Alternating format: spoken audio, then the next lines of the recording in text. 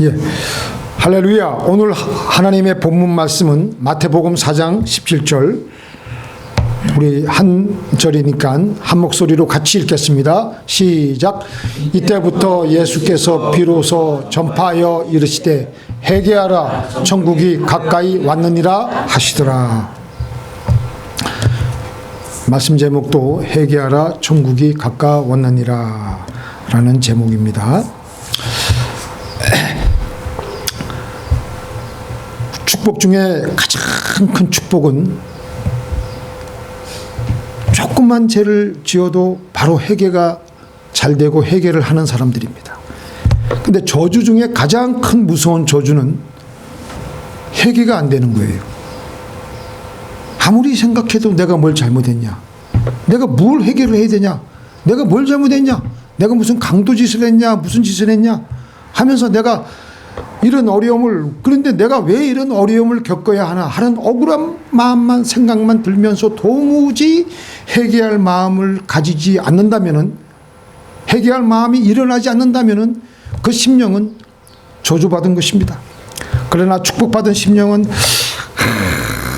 내가 자꾸 잘못한 것이 자꾸만 생각이 나고 하나님께 나가서 용서함을 받아야 되겠다라는 생각이 들며, 그래서 회개 기도하며 얼른 하나님께 나와서 하나님을 붙들고 용서해 달라고 하게 됩니다. 그래서 하나님의 용서, 하나님의 사죄의 은혜를 경험한 다음에 그 심령 속에 성령의 평강과 기쁨을 맛보며 성령의 그 동행하심과 같이 동행하심을 하면서 같이 살아가는 것이 바로 축복받은 것입니다. 하나님께 나와서 회개하는 것은요, 축복 중에 축복입니다. 축복의 문을 여는 것입니다. 회개란 자기의 죄를 깨닫고 하나님께 용서를 빌며 돌이켜서 악에서 떠나 애통하고 통회 자복하며 다시는 그 죄를 짓지 않는 것입니다. 성령의 역사란 회개의 역사를 말하며, 회개하는 곳에 성령이 임하십니다. 회복과 소생의 첫걸음은 회개입니다. 그래서 아무리 힘든 일이 우리에게 다가오며, 그래서 죽고 싶을 때에 하나님께 나와서 살려달라고만 하고 그냥 이 문제를 해결해 달라고만 할 것이 아니라 하나님께 물어보며, 하나님 제가 뭘 잘못했습니까? 하나님, 그렇게 꼼꼼히 자기 자신을 살피며 자기 자신의 일거수일투족 살아온 삶을 되돌아보며 하나님께 철저히 회개를 하는 겁니다. 그렇게 회개를 하면요, 꽃이어서 성령이 임하게 되면서 불가능하게 보이던 암담한 현실 속에서 하나님은 새로운 살 길을 우리에게 보여주십니다. 그러나 회개를 하지 않고 회개 기도가 되지 않아서 도저히 이 회개 기도가 막히게 되면요, 아무리 기도해도 마음이 무겁고 답답하고 아무리 예배를 드려도 하나님의 임재가 임하지 않습니다. 하나님은 이 땅을 살피며 회개하는 자를 찾으십니다. 그래서 오늘 우리가 읽은 이 예수님의 마태복음 4장 17절 회개하라, 천국이 가까웠느니라 라는 말씀을 하시고 나서 마태복음 5장에 가면요, 5장 전반부에서는 어떤 말씀을 하시냐면요, 회개하는 자에게 회개하는 자에게는 행복한 삶이 보장되어 있다라고. 너희들 행복해 주고 싶냐? 애통해야 된다. 다시 말해서 회개하여야 한다고. 그래야지 우리가 행복해질 수가 있다고. 그 말씀을 하시고 나서 5장 후반부에는요, 회개하지 않으면 우리에게 붙어있는 이 죄, 그 죄의 무서움과 위험에 대해서 자세히 설명하고 있습니다. 어떻게 설명하시냐면요, 살인하지 말라. 살인하면 심판을 받게 된다. 살인하면 당연히 살인죄이죠. 그런데 마음속에서부터 그 분을 가지고 있고 미워하는 감정을 가지고 있고 라가라고 하고 욕을 하고 그러면은 똑같은 살인죄와 같은 죄를 짓는 것이라고 말씀하셨습니다. 또 간음하지 말라고 하시면서 이 간음죄는 또 어떤 것이냐? 행동을 한 것도 당연히 간음죄이지만 행동하지 않고 마음속에 음욕을 품고 그렇게 한 것도 간음을 한 것이 된다. 그리고 우리 예수님께서 뭐라고 말씀하시냐면요, 오른손이 범죄하면 오른손을 잘라버려라. 오른 눈이 범죄하고 자꾸 그쪽으로 눈이 쏠리면 오른 눈을 뽑아버려라. 그렇게 하는 것이 지옥에 들어가는 것보다 더 낫다 라고 하십니다. 그러니까 한마디로 마음속이든 실제 행동이든 죄를 짓게 되는 순간부터 죄가 붙어서 우리를 괴롭히는데 지옥같이 살게 됩니다. 그래서 지옥같이 사느니 수족이 손목이 하나, 손이 하나 잘리든지 눈이 하나 뽑히든지 그렇게 살아가는 것이 더 낫지. 그렇게 예수님은 말씀하시는 것입니다. 하나님의 말씀은 우리들이 불행하게 사는 이유가 죄 때문이라고 분명하게 명확하게 말씀하시고 계십니다. 우리 안에 죄가 있으면 우리는 결코 행복하게 살아갈 수가 없습니다. 우리 안에 죄가 여전히 남아 있으면 우리의 마음은 결코 맑고 밝고 환해질 수가 없습니다. 우리 안에 죄가 있으면 늘 괴롭습니다. 우리 안에 죄가 있으면 올바른 판단을 할 수가 없습니다. 회개하지 않고 우리 안에 계속 죄가 남아있으니까 그 죄의 그 악취가 계속해서 우리의 영혼 속에 깊숙이 계속해서 나오면서 독한 냄새를 뿜어대는 것입니다. 그러니까 우리는 이유를 알지도 못하고 내가 왜 이렇게 마음이 찝찝하지? 내가 왜 이렇게 괴로울까? 내가 왜 이렇게 우울할까? 내가 왜 이렇게 지겨울까? 이유를 모르니까 정신과 의사와 상담하며 그래서 거기서 처방해주는 우울증 약을 먹기도 하는데 그건 근본적인 치료가 아닙니다. 뭐 때문에 내가 미치도록 괴로운 것인지, 그저 생활이 어렵고 힘들어서 그런 것인지 잘못 알고 점점 우리는 더 미치도록 괴로워하며 우울해하는 것입니다. 지겨운 세상, 더러운 세상, 폭발시키고 싶은 세상, 모든 것이 짜증나는 세상이 되어가는 겁니다. 왜냐? 죄가 썩어서 그 안에서 냄새를 풍기고 그리고 계속해서 골마가고 있으므로 내 영혼은 더 힘든 겁니다. 죄가 썩어서 나의 욕심을 더 부추기고 더 시기하게 하고 더 질투하게 하고 더 미워하게 하고 더 갈등하게 하고 더 범민하게 하고 더 죄짓게 합니다. 회개만 하면 우리는 천국에서 사는 것 같이 평강과 기쁨을 누리며 살아갈 수가 있는데 회개하지 않고 그냥 살아갑니다. 얼마나 큰 손해인지 모릅니다. 하나님께서는 그래서 우리에게 예수님을 보내주셨고 누구든지 예수를 믿어서 하나님의 백성된 우리들은 회개만 하면은 우리는 죄의 사슬로부터 자유로워질 수가 있는데 우리는 그걸 안 해요. 그래서 회개하면 천국이 가깝다라는 말씀은 또 이렇게 뒤집어서 말씀하면은 회개하지 않으면 지옥에서 사는 것 같이 살아갈 수밖에 없다라는 말씀이 됩니다. 하나님께서는 우리가 이 땅에서 행복하게 잘 살아가기를 원하십니다. 하나님의 뜻이 어디 있느냐? 같이 읽겠습니다. 항상 기뻐하라, 쉬지 말고 기도하라, 범사에 감사하라. 이는 그리스도 예수 안에서 너희를 향 하나님의 뜻이니라. 하나님께서는 당신의 형상대로 만드신 우리들이 얼마나 사랑스러우시겠어요. 우리들이 이 땅에 살아갈 때 하나님은 우리가 그렇게 하나님이 우리를 사랑하시는데 이 땅에서 그렇게 살아가지 않고 한숨 짓고 힘들게 살아가며 불행하게 살아가면 얼마나 하나님의 마음이 힘들고 괴로우시겠습니까? 하나님께서는 우리가 이 땅에서 기뻐하며 감사하며 행복하게 살기를 원하십니다. 우리는 물질적인 존재가 아닙니다. 하나님의 형상대로 지원받은 영적인 존재입니다. 자, 그렇기 때문에 우리의 영혼에 죄가 계속 남아있느냐 없느냐에 따라서 행복하게 잘 살아가느냐 못 사느냐가 결정이 됩니다. 그래서 우리 예수님은 공생의 사역을 시작하시면서 첫 번째 메시지가 뭡니까? 회개하라, 천국이 가까웠느니라. 죄를 다 내어버려라. 그래야지 너희는 천국 생활을 할 수가 있다고. 그래야지 너희가 행복할 수 있다고. 우리들은 생각하기를 내가 왜 이렇게 마음이 힘들고 괴롭고 행복하지 못하냐, 내가 돈이 없어서 그렇구나, 내 환경이 힘들어서 그렇구나, 그렇게 생각을 합니다.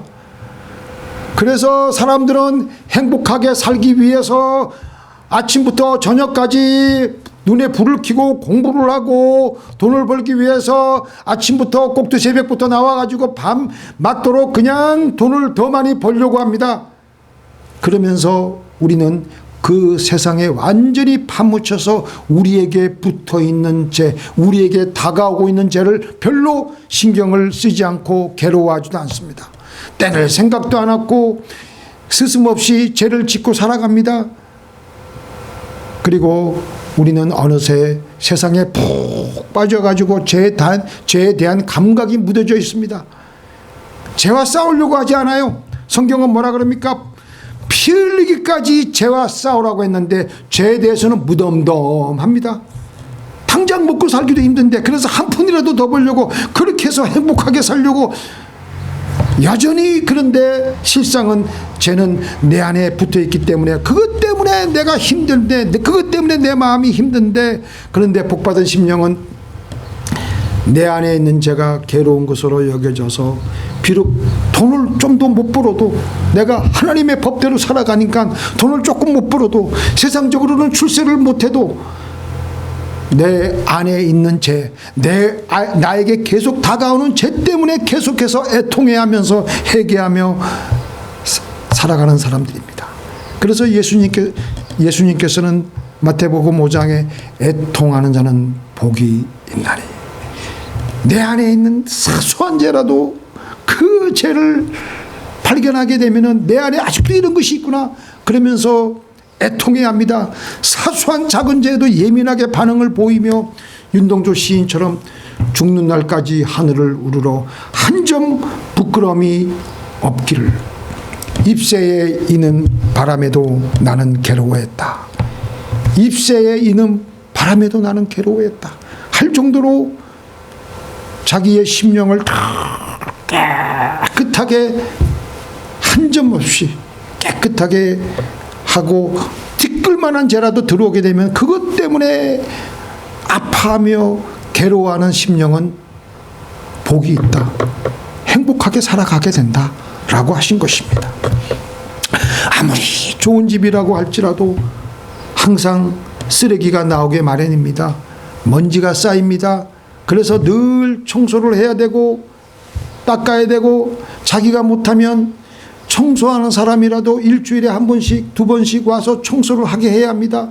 마찬가지로 이 세상에 아무리 거룩하게 보이고 착해 보이는 사람일지라도 세상을 살다 보면은 죄를 묻히며 살아갈 수밖에 없습니다. 그래서 청소를 끊임없이 해야 하듯이 마음의 청소를 끊임없이 해야 합니다. 바로 그게 회개입니다. 죄는 회개한 만큼만 없어집니다. 회개하지 않으면 우리 안에 있는 우리 영혼 속에 묻어있는 죄는 지워지지 않습니다. 예수 그리스도의 십자가의 보혈은 회개한 죄인에게만 역사하십니다.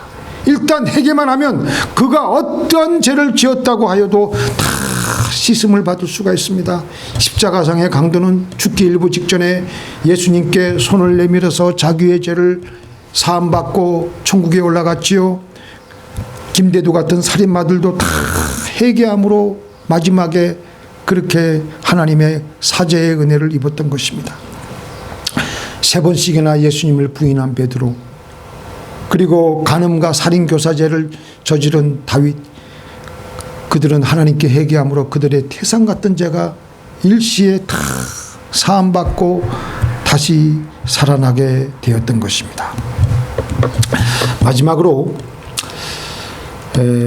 마귀와 해계와 마귀의 역사는 거의 아주 밀접하게 상관관계가 있습니다. 연관이 되어 있습니다. 죄를 지으면 마귀가 일단 우리 마음 안에 드러내놓고 우리 안에서 공식적으로 역사합니다.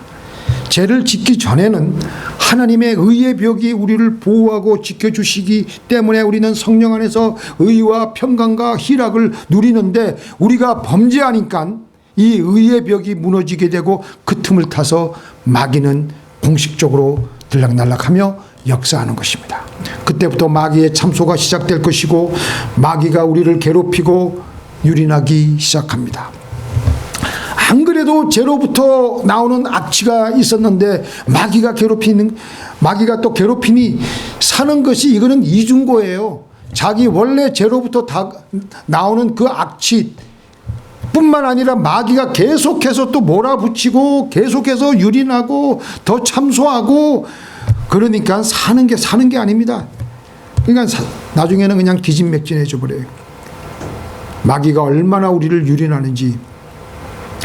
내 안에 내가 갇혀가지고 살아가는데 사실은 내 안에 내가 갇힌 게 아니라 마귀가 씌워놓은 악마의 장막 안에 우리도 모르게 살아가는 겁니다. 그리고 그 안에서 우리는 내 중심으로 더욱더 내 생각을 하며 마귀가 그렇게 부추기는 거죠.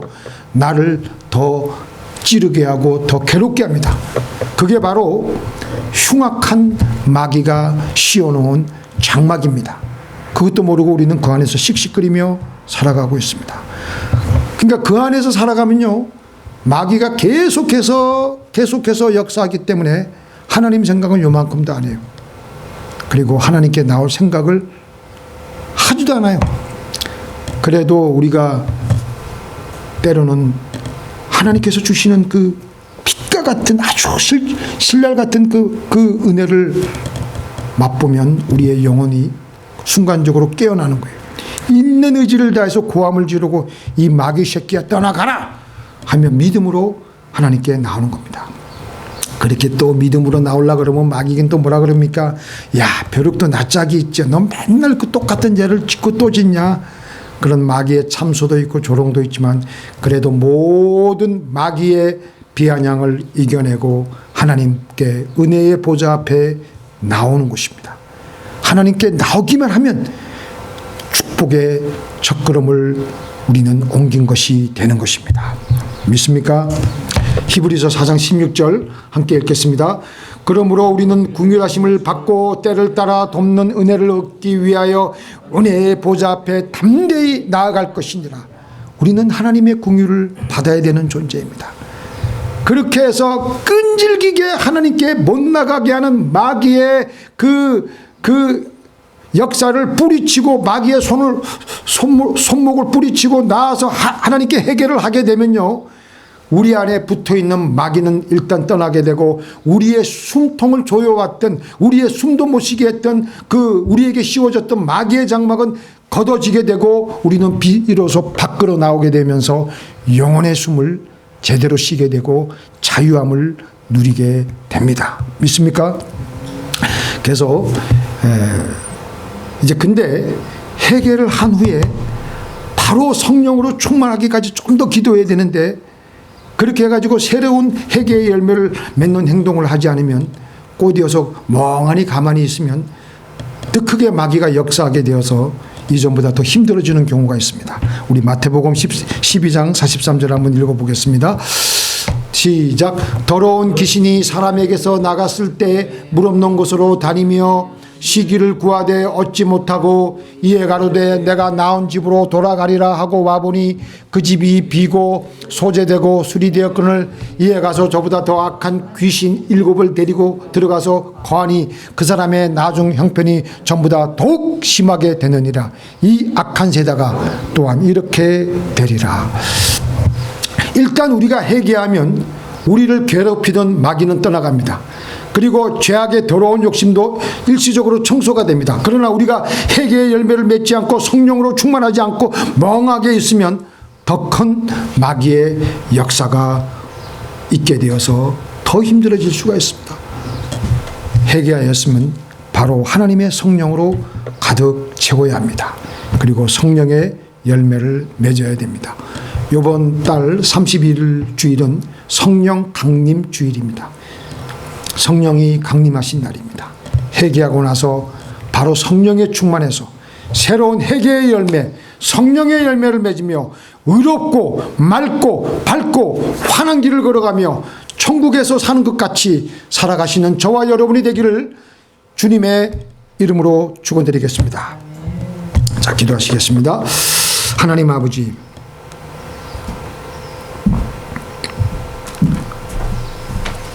이 험악한 재앙 많은 세상을 살아가다 보면 내가 아무리 죄를 안 지으려고 해도 죄악은 우리 영혼 속에 묻어올 수밖에 없습니다. 일단 죄악이 묻어오면 그때그때 해결하면 좋은데 그 죄악이 우리를 끊임없이 괴롭히고 우리를 우울하게 하고 우리를 짜증나게 하고 우리를 답답하게 하고 우리를 아주 힘들게 하고 뿐만 아니라 마귀 역사까지 있사오니 하나님, 우리에게 회개의 영을 항상 부어주시고 우리도 회개하는 믿음을 가지고 언제든지 하나님의 은혜의 보좌 앞에 나와서 그때그때 바로바로 철저하게 회개하며 살아가는, 애통하는 자에게는 복이 있다라고 말씀하신 귀한 예수님의 말씀처럼 항상 우리의 죄에 민감하게 움직이며 반응하며 회개하며 살아가는, 성령 충만하며 살아가는 우리 모두가 되게 하여 주시옵소서. 예수님의 이름으로 간절히 기도를 드리옵나이다.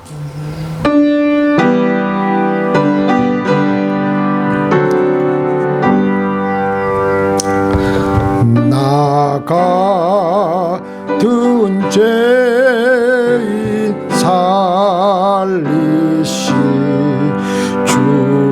주내 고마워 잃었던 생명 찾아서 광명을 얻었네. 예, 제가 어저께 이 나 같은 죄인 살리신 이 자막을 냈는다는 게 어떻게 복이 그는 강림하사가 들어갔습니다. 여러분들 죄송합니다. 네, 우리 잠깐 하고